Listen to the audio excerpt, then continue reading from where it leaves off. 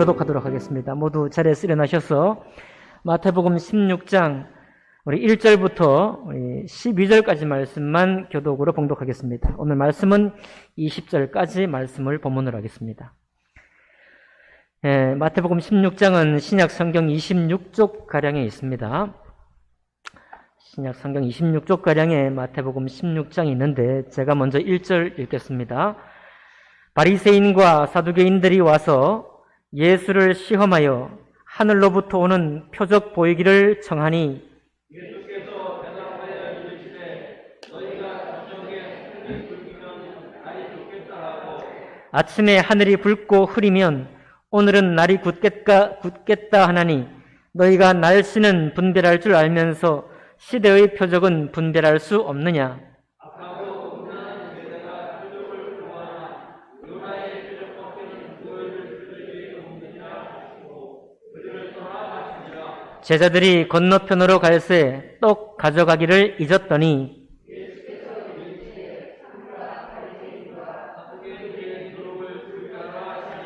제자들이 서로 논의하여 이르되 우리가 떡을 가져오지 아니하였도다 하거늘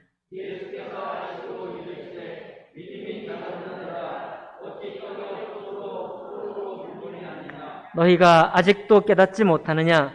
떡 5개로 5,000명을 먹이고 주운 것이 몇 바구니며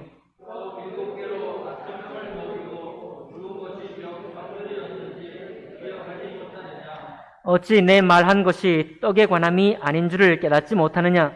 오직 바리새인과 사두개인들의 누룩을 주의하라 하시니 그제서야 제자들이 떡의 누룩이 아니요 바리새인과 사두개인들의 교훈을 삼가라고 말씀하신 줄을 깨달으니라. 아멘. 말씀과 예배를 위해 기도하겠습니다. 천지를 창조하시고 또 하나님 이 땅의 구원의 주님과 하늘로부터는 말씀을 저에게 허락하신 하나님 아버지 감사드립니다. 예배를 통해서 창조주 하나님과 또 하나님의 형상으로 지음받은 우리가 말씀 안에 교제하게 하시고 성령으로 감동하여 주셔서 이 땅에 살아가는 우리의 모든 근심과 염려가 주님의 말씀과 성령 하나님의 인도하심 가운데로 회복되고 위로받는 그런 시간이 되게 해 주옵소서. 하나님 또한 그 일을 통해서 하나님만이 홀로 영광 받으시는 이 한 예배가 되기를 원하오니 주님 영광 받아 주옵소서. 모든 것을 주님께 의탁하며 귀하신 우리 주 예수 그리스도 이름으로 기도하옵나이다. 아멘. 자리에 앉으시겠습니다. 오늘 마태복음 16장 1절에서 20절에 있는 말씀을 본문으로 해서 요나의 표적, 그리스도의 표적이라는 제목으로 하나님 말씀 나누겠습니다. 우리가 이 어려운 시절이 끝나고 또 우리의 삶이 마지막 순간을 장식할 때 그때 주님이 우리를 정말 기뻐하시면서 두 손으로 우리를 마중 나오시고 마치 아버지가 맨발로 버선발로 나와서 우리를 환영하는 것처럼 주님이 우리를 크게 기뻐 환영하실 줄 믿습니다. 또 그렇게 되기를 원합니다. 여러분, 우리가 생각할 때 국가대표가 그 정말 훈련 4년 동안의 아주 고되고 힘든 훈련을 마치고 이제 수많은 경기를 아주 힘든 경기, 너무 버거운 경기, 연장에 연장을 거듭하고 마지막 페널티킥을 통해서 한 점 차이로 승리를 하게 되는 그런 일이 있을 때 참 놀라운 일들이 생기는데 가만히 생각해 보면 전부 놀라운 일입니다. 사실은 그 승리의 주역은 선수들이에요. 선수들이니까 선수들만 기뻐하면 될 것 같습니다. 그런데 누가 기뻐하나요? 그 국가대표의 승리를, 결승전에서의 승리를 기뻐하는 사람은 비단 그 승리를 위해 수고했던 주역들만이 승리가 아니라 거기에 참여하는 모든 관중들의 승리고 또 지인들의 승리고 고향 땅의 승리고 고국에 있는 동포의 승리고 전 국민의 승리가 되는 것을 알 수 있습니다. 이거 가만히 따져보면 불합리한 일이죠. 우리가 그들이 승리하고 그들이 선수가 되는 일에 무슨 보탬을 주었습니까? 우리가 직접적으로 그들에게 무슨 도움을 줬나요? 아무런 도움도 엄밀하게 따지면 우리는 도움을 준 것이 없습니다. 그러니까 우리가 함께 누릴 만한 축복도 없어야 정상인데 아무도 설명하지 않고 아무도 설득하지 않아도 누구든지 설득된 모습처럼 함께 환호하고 함께 기뻐하고 다 오늘 음식은 다 공짜입니다 이렇게 하기도 하는 그런 이유가 무엇일까요? 그 승리의 기쁨이 다 누구의 것이다? 우리 모두의 것이 된다는 거예요. 승리의 기쁨이 다 우리 모두의 것이 되는 것입니다. 여기 무슨 문제가 있나요? 문제가 없는 거예요. 우리 주님의 은혜도 그와 같은 은혜가 우리 위에 있는 것인데 이상하게도 세상 사람들은 국가대표의 승리를 기뻐하는 데는 아무 문제를 삼지 않으면서도 예수 그리스도의 승리를 우리의 것으로 받아들이는 것에 대해서는 문제를 제기하려고 해요. 아주 모순된 사람들이죠. 혹시 우리도 그런 마음의 생각을 하는 분이 계실지 모르겠습니다. 그러나 여러분 안심하십시오. 그리스도의 승리는 그분을 믿는 모든 사람의 승리가 되는 것입니다. 그분이 하나님께로 기뻐하는 일을 완성하신 이 완성의 이 일은 우리 모두의 완성한 일이 되는 거예요. 마땅히 하나님께서 세상을 창세할 때부터 창조할 때부터 이 일을 우리에게 은혜로 주시기 위해서 이 세상을 창조하셨고 이 세상을 창조하신 이후에 당신의 형상을 따라 우리를 창조하신 이유도 바로 거기에 있는 거예요.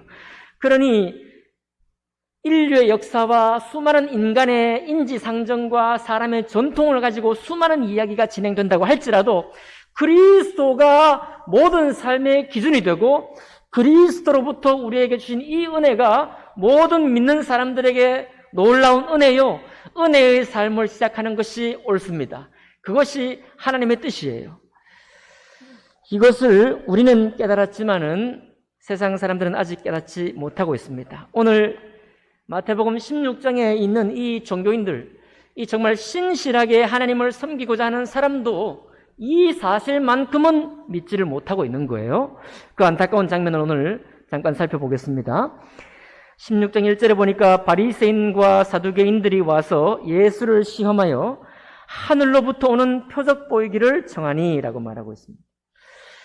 바리새인은 경건한 사람들입니다. 바리새인은 아주 많은 사람들에게 지지를 받았습니다. 유대인들에게 지지를 받은 사람들이에요. 왜 지지를 받았는가 하면 이 사람들은 우리가 하나님 앞에 구별된 사람이다 하고 어깨에 힘주고 다니는 사람이 아니고 성전의 제사와 성전 일만 돌볼 뿐만 아니라 이 사람들은 야 우리가 망한 이유가 뭐냐, 우리가 망한 이유는 성전 제사만 할 줄 알았지 실제 삶 속에서 하나님 말씀을 순종하지 못했다.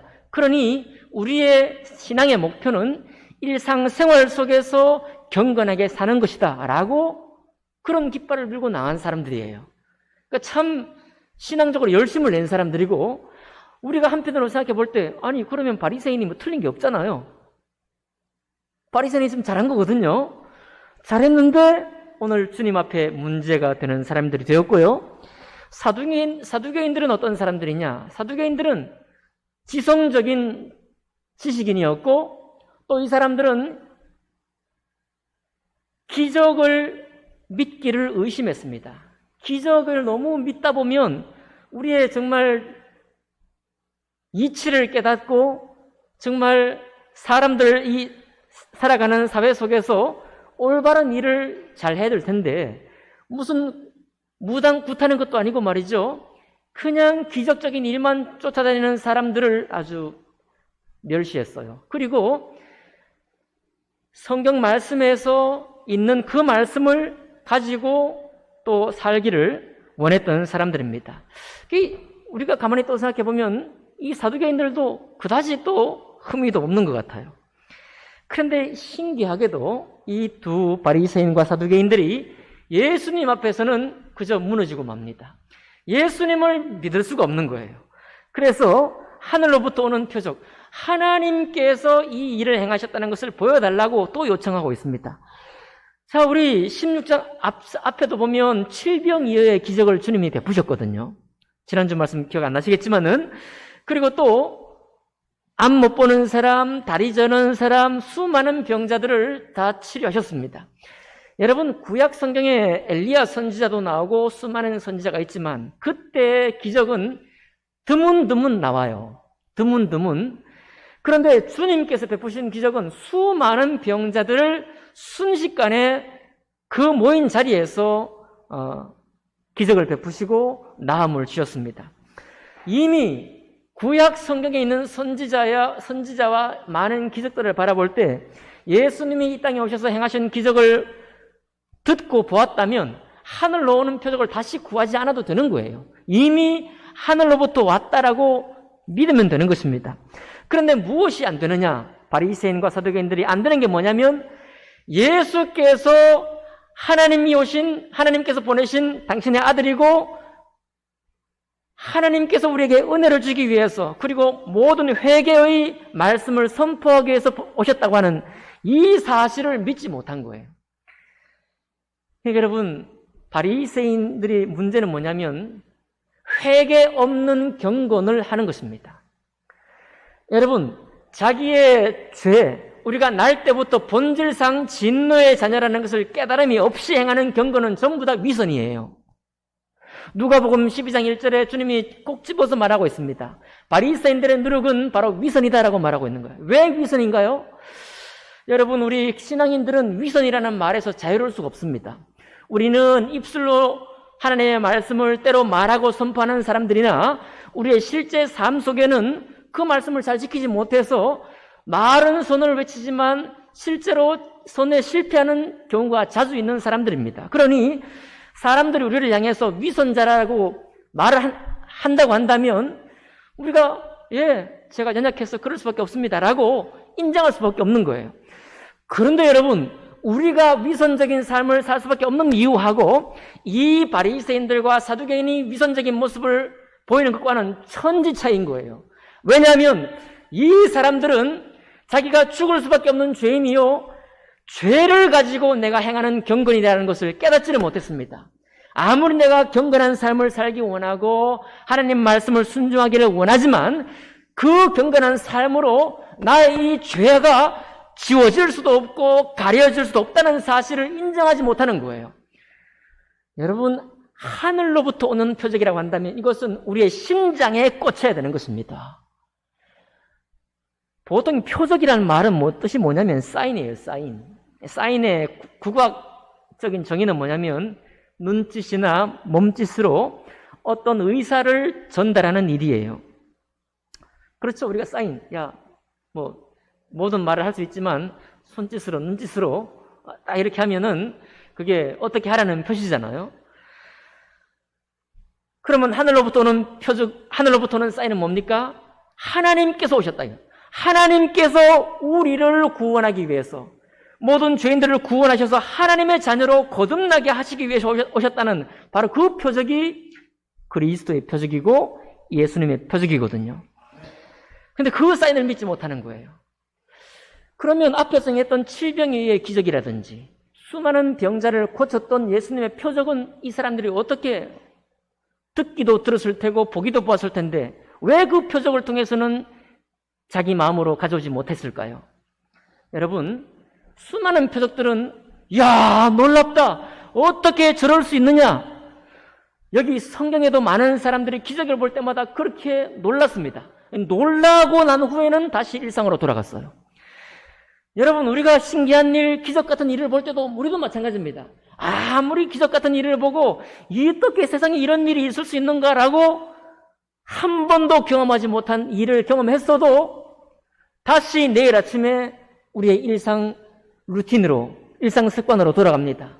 왜요? 우리 몸 밖에 있는 기적이기 때문이에요. 우리의 몸 밖에 회개를 역사하지 못하고 우리의 마음과 우리의 존재가 변화하지 못하는 그저 소문거리, 이야기거리, 내 밖에서 있는 이야기거리에 불과하기 때문에 그렇습니다. 변화가 없는 거예요. 그래서 여러분, 주님이 수많은 기적을 베푸신 것은 그리스도의 표적, 십자가의 표적을 향해서 베푸신 것이지 이 베푸는 표적으로 이 사람들이 변할 것이다, 주님은 기대하지 않습니다. 왜? 사람 마음이 완악하기 때문에요. 우리 마음은 완악하기 때문에 많은 기적을 보고 많은 병고침을 받아도 결코 우리 마음이 회개함으로 주님께 돌아오지 않는 것입니다. 주님은 그것을 지금 책망하는 것이거든요. 2절 보니까 예수께서 대답하여 이르시되 너희가 저녁에 하늘이 붉으면 날이 좋겠다 하고 아침에 하늘이 붉고 흐리면 오늘은 날이 굳겠다 하나니 너희가 날씨는 분별할 줄 알면서 시대의 표적은 분별할 수 없느냐. 악하고 음란한 세대가 표적을 구하나 요나의 표적밖에는 보여줄 표적이 없느니라 하시고 그들을 떠나 가시니라. 여러분, 우리 코로나로 지금 1년 10개월, 8개월 이상 우리가 고생하고 있습니다. 처음엔 저도 잘 적응을 못했고요. 우리가 의사 선생님을 초청해서 강의를 들었더니 감기처럼 지나갈 수 있는 것이다. 그때 듣고 3월, 4월까지는 이제 강하게 예배합시다. 이렇게 선포했던 기억이 납니다. 그러나 이후에 계속 우리가 훈련되고 경험되고 하면서 그 위험성이 점점 더 우리 속에 나타나고 우리가 또 그것을 예방하기 위한 방역 지침의 당국의 그런 지침을 따라서 우리는 마스크를 쓰기 시작했고 또 코로나 스프레이를 또 구입을 했고 구입했더니 또 이상한 그 어떤 뉴스를 통해서 뭐 이상한 교회에서 했다는 걸 듣고 아주 낭패를 보기도 했고요. 그러나 2m 거리를 띄워두고 앉기 시작했고 이제 급기야 지금은 20% 내외 좌석수 대비 20% 내외에 여기 우리가 예배를 드리고 있습니다. 우리의 지금 모든 관심은 우리의 경제 활동과 이 코로나에 집중되어 있는 것입니다. 우리는 이미 예민합니다. 오늘도 몸이 좀 불편해서 교회 오고 싶었지만 불편한 것 때문에 오지 못한 우리 자매님들도 있습니다. 우리의 모든 신경들이 여기에 예민해져 있습니다. 자, 우리는 이거 잘하고 있는 겁니다. 그렇죠? 우리가 잘 대응하고 있는 거예요. 예민하게 잘 반응하고 있는 것입니다. 그런데 우리 주님이 너희가 저녁에 하늘이 붉으면 날이 좋겠다 하고 이 천기를 분별한다라고 했는데 역시 이것을 오늘 우리에게도 적용해 보면 우리는 지금 이 방역 감염병에 대해서 굉장히 예민하게 반응하고 정상적으로 반응하고 있고 잘 반응하고 있는 것입니다. 그래서 특별히 우리가 이렇게 코로나19에 대해서 예민하고 민첩하게 반응하는 것 좋고 올바른 것인데 그런데 여기 이만큼 민감하게 반응하는 것만큼이나 그리스도께 우리가 반응하고 있느냐를 우리는 오늘 질문하는 겁니다. 우리 주님이 이 말씀을 통해서 우리에게 그렇게 말씀하기 원하는 거예요. 그러면서 악하고 음란한 세대라고 말하고 있습니다. 바리새인과 사두개인들 저 경건하게 살기 원했고 또 괜히 푸닥거리하는 것처럼 뭐 기적이나 쫓아다니는 사람이 아니라 이성적으로 말씀을 바라보고 현실적으로 살아가는 이 땅의 삶을 위해서 말씀을 연구하기 원했던 사두개인들 저 놀라운 신앙인들을 향해서 뭐라고 하는가 하면 악하고 음란한 세대라고 주님이 말씀하고 있는 것입니다. 그러면서 너희들이 회개도 하지 못하는 표적을 다시 보일 것이 없고 내가 너에게 보여줄 표적은 요나의 표적밖에 없다라고 말하면서 떠나가 버리셨어요. 도대체 무슨 말이냐 이게요. 마태복음에 있는 이 말씀을 가지고는 요나의 표적이 무엇인지 우리는 헤아릴 방법이 없습니다. 이해할 도리가 없어요. 누가복음 11장 29절로 32절에 이 요나의 표적에 대해서 자세히 나옵니다. 그것을 보면 주님이 우리에게 무엇을 말씀하기 원하는지를 알 수 있습니다. 제가 말씀해 드리겠습니다. 예수님께서 누가복음 11장 29절에 이렇게 말했었거든요. 이 세대는 악한 세대라 표적을 구하되 요나의 표적밖에는 보일 표적이 없나니 똑같이 말씀했고요. 그래서 표적을 구하는 세대는 악하다고 일단 선언하신 거예요. 여러분 마태복음에는 바리새인과 사두개인이 악하다고 말했죠. 그러나 표적을 구하는 어떤 사람도 악한 세대라고 일반적으로 말씀하셨습니다. 그리고 뭐라고 했는가 하면 누가복음 11장 30절에 보니까 요나가 니느웨 사람들에게 표적이 됨과 같이 인자도 이 세대에 그러하리라.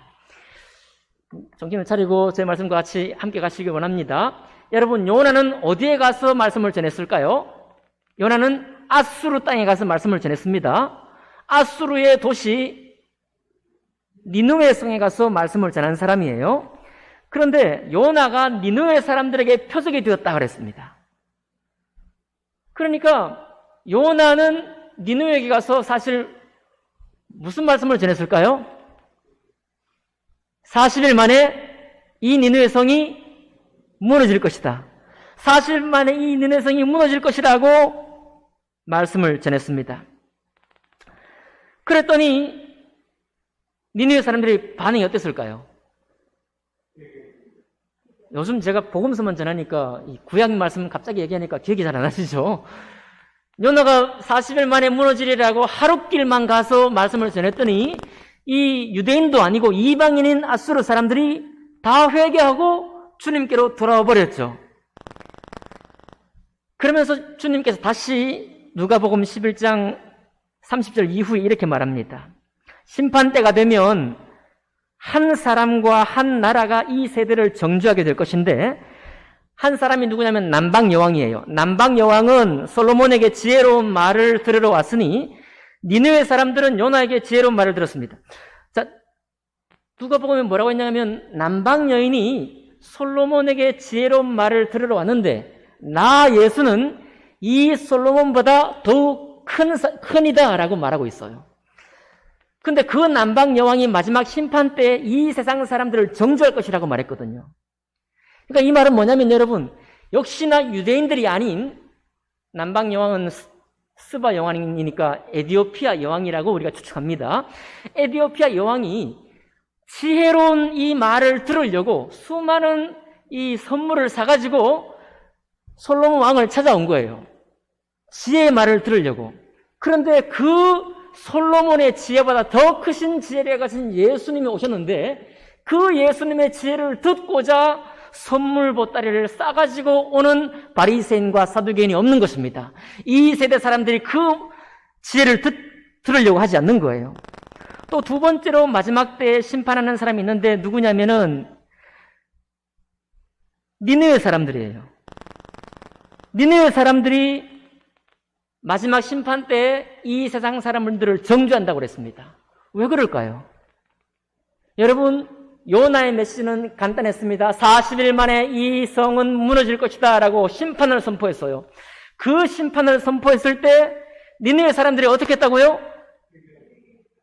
그런 일이 있냐? 야, 놀라운 일이다 하고 내일 아침에 밥하고 빨리하고 한 것이 아니라 그 말을 듣고 바로 무릎을 꿇고 하나님 앞에 통회하고 회개하고 돌아왔습니다. 그러니 우리는 회개하고 돌아왔건만 너희는 어찌하여 하늘로부터 온 표적을 보고도 회개하지 않았느냐라고 정죄할 것이다 이 말이에요. 그러니 여러분, 요나의 표적은 흔히 우리가 들었던 대로 예수님이 3일 동안에 십자가에 죽으시고 부활하신 것처럼 요나가 큰 물고기 뱃속에서 3일 동안 갇혀 있다가 이제 다시 살아났다. 이것이 요나의 표적이라고 말했는데 그것은 핵심이긴 하나 이 사건의 중심이긴 하나 원래 이 표적에 관한 뜻은 아닙니다. 이 표적의 뜻은 뭐냐면 요나가 단순한 메시지, 그러나 세상에 어떤 지혜보다도 지혜로운 말, 40일 만에 니느웨 성은 무너질 것이다. 예수님께서 오셨습니다. 회개하라, 천국이 가까웠느니라 라고 주님 말씀하시고 천국의 일을 이 땅에 선포했는데도 불구하고 수많은 사람들이 돌아오지 않은 일, 바로 그것이 요나의 표적이고 그리스도의 표적인데 동시에 니느웨 사람들은 돌아와서 회개하고 돌아왔기 때문에 그것이 표적이고 또 예수께서 오셔서 십자가에 죽으시고 다시 사신 이 표적을 믿고 우리는 회개하고 돌아왔으니 바로 이것이 세상 사람들에게 표적이 되는 것입니다. 그래서 여러분, 예수님이 요나의 표적밖에는 보여줄 것이 없다. 그리고서 다음 주에 보겠지만 주님의 표적, 그리스도의 표적을 우리에게 보여주는 것입니다. 여러분, 우리가 이 세상의 삶에 관해서 민첩한 것 우리는 주님도 원하십니다.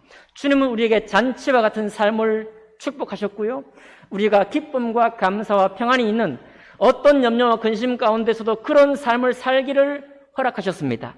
주님은 생명의 삶을 허락하셨고요. 능동적이고 영원한 생명, 영생을 얻는 삶을 우리에게 축복으로 주셨습니다. 그러나 동시에 주님은 애통하는 마음을 우리에게 축복으로 주셨습니다. 애통하는 마음, 회개하는 마음, 본질상 진노의 자녀로 태어난 우리, 여러분, 그러니까 세상에 어떤 지식이나 지성인들이 정말 경건하게 살기 원하고 어떤 세상의 지성인들이 푸닥거리하는 것 쫓지 않고 괜히 우리 마음을 흥분케 하는 소식은 멀리하고 하나님 말씀의 이치를 따라서 분별해내고 그 말씀대로 신앙생활 하는 사람들이 있을 것입니다. 그런 사람들이 있을 때 우리가 기가 죽을 수도 있어요. 저 사람은 정말 신실하고 자기 양심에 정말 선한 삶을 살기 원하는 사람이다. 정말 웬만한 사람처럼 이 시류에 떠내려가는 사람이 아니다.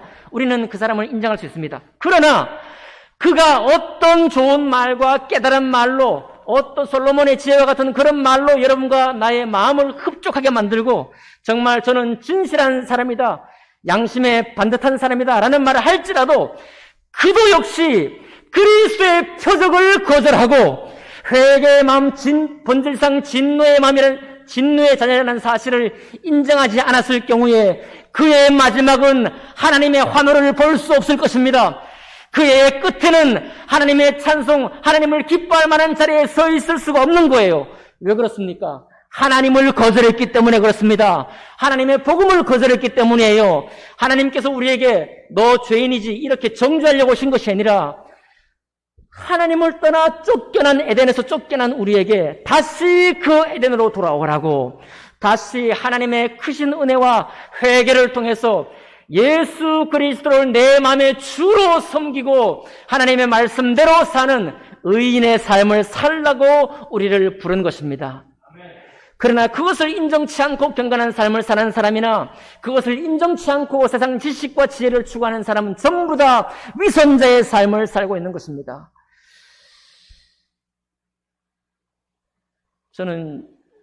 저를 가르쳤던 지도 교수님이 지난 금요일에 돌아가셨습니다. 오늘 발인하는 날이에요. 예배 끝나고 제가 잠깐 절두산 성지에 조금 다녀올 생각입니다.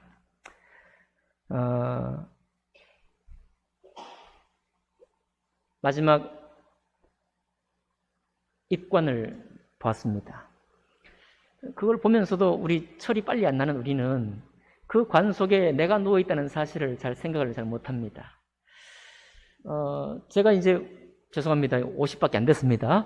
50밖에 안 됐는데 곧 60이 되고 70이 된다는 것이 금방 오리라는 것을 머리로만 알고 있지 마음으로 잘 느끼지를 못해요. 여러분, 제가 되게 어리석죠?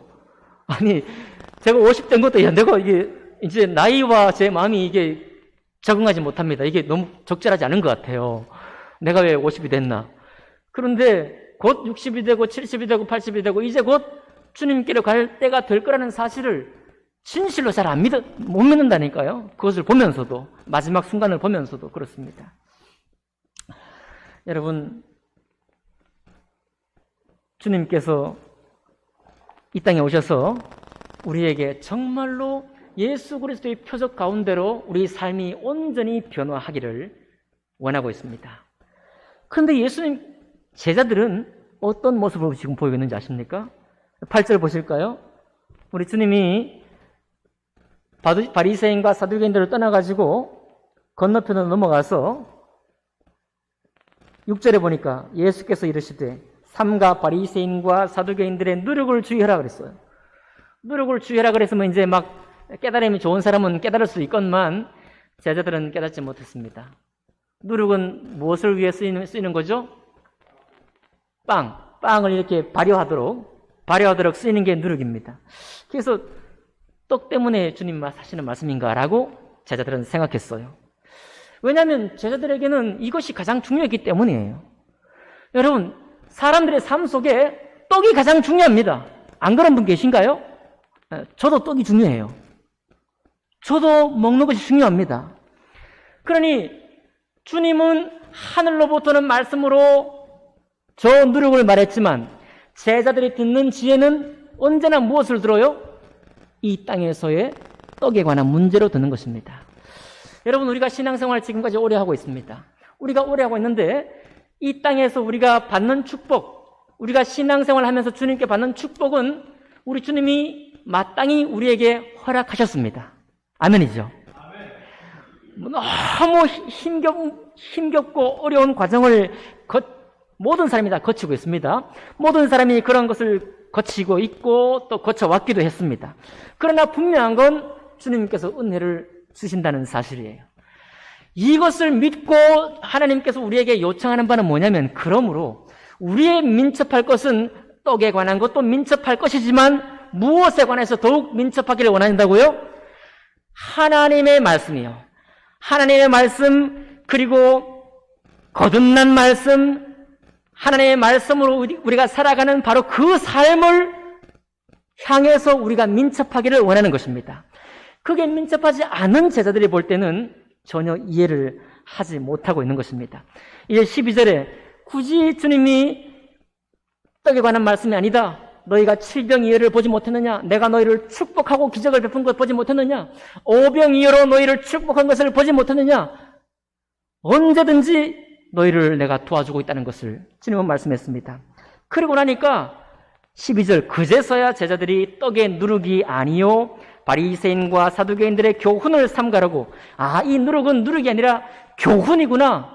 회개 없는 경건으로 사람들의 인정을 받고 있던 바리새인들의 교훈을 따르지 말라고 하는 것이구나. 현세적이고 지성적이지만 기적을 믿지 않는 사두개인, 정상적인 생각을 하면서 신앙생활을 하기 원하는 사두개인들의 그런 교훈을 따르지 말라고 하는 것이구나. 이제 그때 깨달은 거예요. 여기까지는 주님께서 우리의 부족과 우리의 죄를 요나의 표적으로 다시 한번 분명히 보여주고 있는 장면입니다. 그 다음 13절부터 20절까지는 여러분과 제가 알고 있는 베드로의 신앙 고백이 나와요. 베드로의 신앙 고백 볼까요? 16절 같이 한번 읽어보겠습니다. 16장 16절 시작.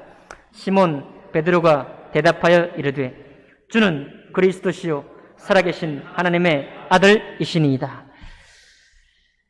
여러분, 예수님이 오시기 전에 구약에 수많은 선지자가 왔습니다. 예수님이 오셔서 당시에 수많은 기적을 베풀 때 사람들은 추측했어요. 저분이 누군가?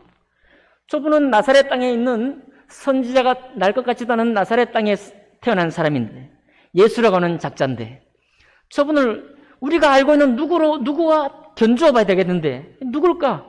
견주어 보니까 14절에 보면 침례 요한이란 말이에요. 침례 요한. 침례 요한도 선포할 때 회개하라, 천국이 가까웠느니라 선포했죠. 저분의 기적을 보니까 구약에서 죽은 사람도 살리고 말이죠. 또 사르밧 과부에 다 먹을 것이 하나도 없었던 거기에 먹을 것을 채워줬던 엘리야 선지자를 기억하고 엘리야 아닌가 추측했습니다. 왜? 사람은요, 알고 있는 것으로 모르는 것을 대입해봐야 이해가 되거든요. 그 다음에 주님께서 정말 예루살렘을 향해서 예루살렘아 예루살렘아 암탉이 병아리를 품는 것 같이 내가 너희를 품은 적이 얼마간이냐 하면서 눈물을 흘렸거든요. 그 눈물을 보니까 눈물의 선지자 예레미야가 아닐까라고 사람들이 추측했습니다. 유대인들이 말이죠. 그리고 또 보니까 구약의 수많은 선지자들이 이 땅에 왔어요. 회개하라 회개하라 라고 선지자들을 보냈습니다. 그러니 주님을 보니까 많은 선지자 중에 한 사람이 아닐까 생각했어요. 그런데 베드로가 자기 마음으로 깨달은 것도 아닌데 성령께서 베드로에게 감동하셔서 너희는 나를 누구로 아느냐라고 말하니까 베드로가 고백이 주는 메시아 그리스도시요 우리의 구원자시요 살아계신 하나님. 끊어 읽는 겁니다. 살아계신 하나님의 아들이 아니고 살아계신 하나님의 아들이십니다. 살아계신 하나님의 아들이십니다라고 고백을 한 것입니다. 이 말은 무엇일까요, 여러분? 여러분, 그러니까 베드로의 고백과 앞에 있는 이 바리새인과 사두개인의 누룩은 이어져 있는 것입니다. 여러분, 우리가 회개하고 주님 앞에 나온다고 그게 끝이 아닙니다. 여러분, 우리는 양심이 있잖아요. 우리는 한 번 회개해도 회개할 일이 또 있습니다. 만약에 나의 잘못을 주님 앞에 고백한다면 자꾸 고백해야 돼요. 우리는 바로 그런 존재니까요. 그리스도의 표적을 앞에 둔 회개는 어떤 회개입니까? 그것은 통회하는 회개요, 마음을 찢고 하는 회개요, 눈물을 흘리는 회개요. 나는 지옥에 떨어질 존재니이다. 나는 주님 앞에 버림받은 존재고 내가 주님께 등진 존재고 내가 제 발로 걸어서 에덴 동산을 떠나간 사람이고 내가 제 발로 말씀을 순종하지 않은 주님의 적이요 하나님의 원수된 자입니다라고 고백하는 것입니다. 그게 바로 회개요. 한 번에 주님 앞에 나아가는 회개입니다. 그런데 그 회개만 끝이 아니에요. 그 회개 후에 3일 동안 우리가 죽은 것 같은 사람이 되었으나 이제는 어떤 고백이 나오는 것입니까? 나로서는 죄인된 사람이요.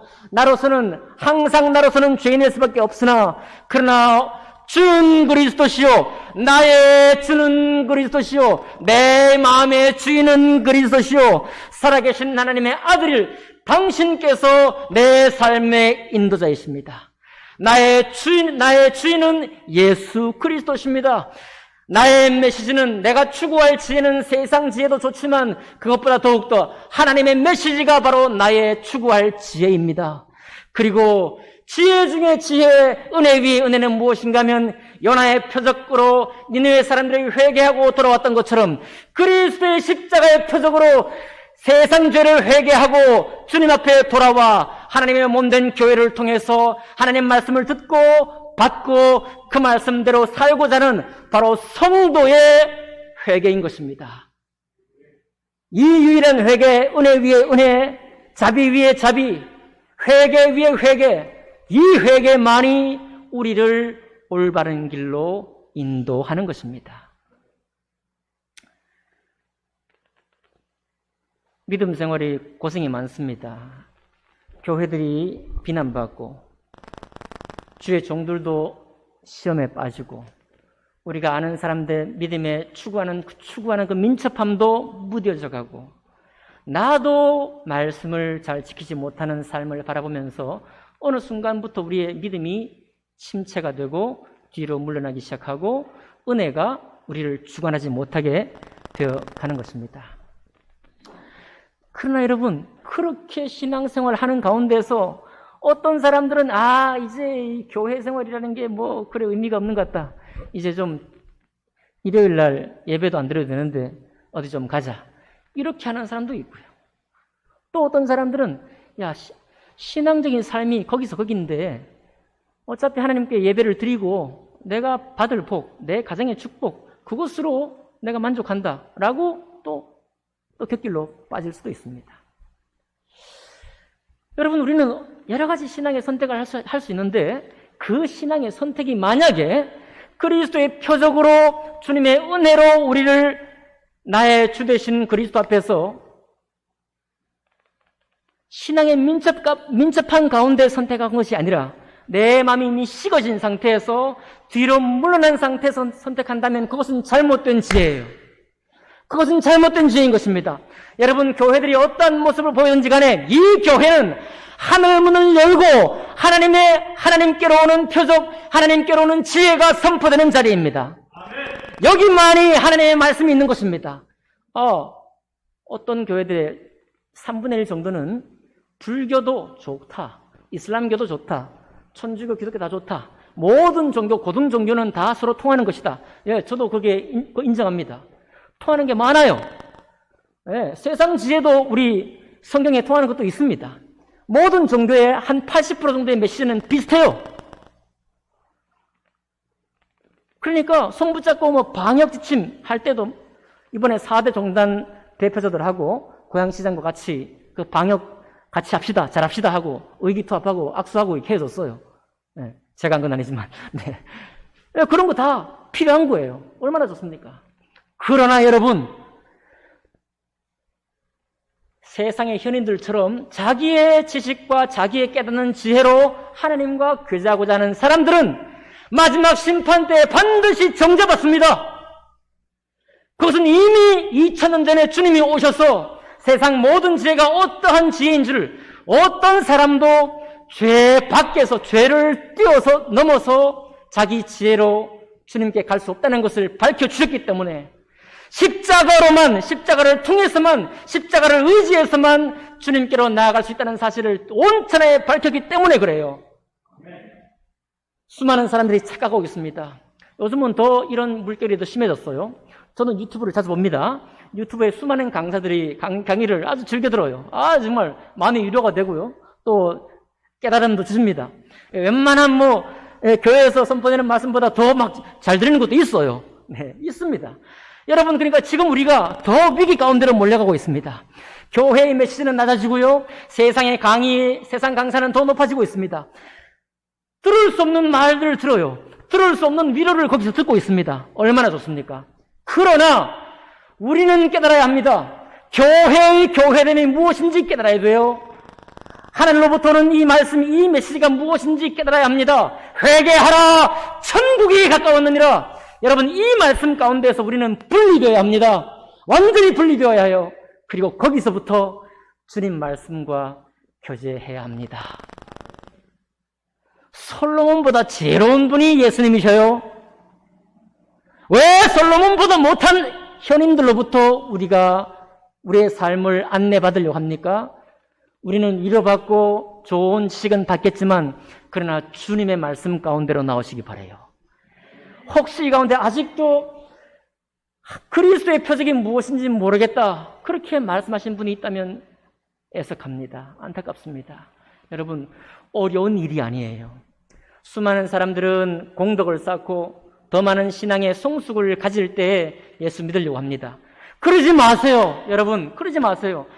하늘로부터는 표적은 주님께서 인정하신 것입니다. 여러분, 우리 가톨릭 성도들은요, 양심적인 사람이에요. 제가 보니까 되게 양심적인 사람이에요. 왜? 사람이 부족한 걸 너무 알고 있기 때문에 항상 천주께 이렇게 기도를 하는 겁니다. 우리의 부족한 걸 너무 알기 때문에, 우리가 범죄하는 것도 알기 때문에 계속해서 주님께 기원해요. 기원. 우리를 천국에 들여보내 주십시오. 천주 옆에 있을 수 있도록 도와주십시오라고 기도합니다. 얼마나 양심이 정직해요. 정직하잖아요. 그죠? 세상에 수많은 사람도 정직하기 때문에 주를 못 믿어요. 그러나 오늘 깨닫기 바랍니다. 우리 양심에는 정직한 고백일 수 있지만 하나님 마음에는 정직하지 못한 태도예요. 그것이 하나님의 전심을 가지고 당신의 아들을 보내셔서 그분을 믿고 그분 안에 회개하고 돌아올 때 하나님의 자녀 삼으신다고 하나님의 양심이, 하나님의 마음이 우리에게 선물하신 거예요. 하나님의 정직한 마음이 우리에게 선물하신 것입니다. 그분이 오셨어요. 그분이 이 땅에 오셨습니다. 그리고 오셔서 회개하라, 천국이 가까웠느니라 선포하신 거예요. 많은 사람들이 착각하는 것입니다. 제 양심에 정직하면 다인 줄 알아요. 하나님 마음에 정직해야 합니다. 하나님 마음에 정직하면 왜 내가 입술로 고백하고 마음으로 믿을 때 그 순간 하나님의 놀라운 구원의 축복이 나의 것이 되는지 이해할 수 있는 것입니다. 아멘입니까? 즉시요. 누구 때문에? 하나님의 때문에, 하나님의 은혜 때문에요. 하나님의 은혜를 의지하기 때문에 즉시 우리가 구원받게 되는 것입니다. 그 다음에 양심은 그 다음 문제예요. 결론 내립니다. 우리는 회개 없는, 자기 마음의 본질상 진노의 자녀라는 고백 없는 경건한 태도는 악한 것입니다. 또한 지성적으로 말씀의 이치를 깨달아서 하나님을 깨달으려고 하는 시도, 좋은 것이지만 주님 보실 때는 악한 거예요. 오직 예수 그리스도만이, 그리고 당신께서 기록하신 이 하나님의 말씀만이 우리가 쫓아갈 지혜요, 우리가 따를 만한 지혜요, 우리가 기뻐 순종할 만한 지혜요, 믿음으로 나아갈 수 있는 유일한 지혜인 것입니다. 그러나 여러분, 혼동하지 마십시오. 앞으로 교회가 아무리 낮아진다고 할지라도 이 교회는 목사가 세운 게 아니라 예수께서 세우신 거예요. 하나님이 세운 것입니다. 너는 베드로라, 내가 이 반석 위에 주는 그리스도시요 살아계신 하나님의 아들이시니다 하라는 그 고백 위에 내 교회를 세우리니, 저의 교회가 아닙니다. 목사들의 교회가 아니에요. 예수 그리스도의 교회인 것입니다. 음부의 권세가 이기지 못하리라. 천국 열쇠를 내게 주리니 내가 땅에서 무엇이든지 매면 하늘에서도 매일 것이요 내가 땅에서 무엇이든지 풀면 하늘에서도 풀리리라. 이 말씀을 기쁨으로 영접할 수 있기를 바랍니다. 이 말씀을 환호성을 가지고 주님께 달려나가기를 바라요.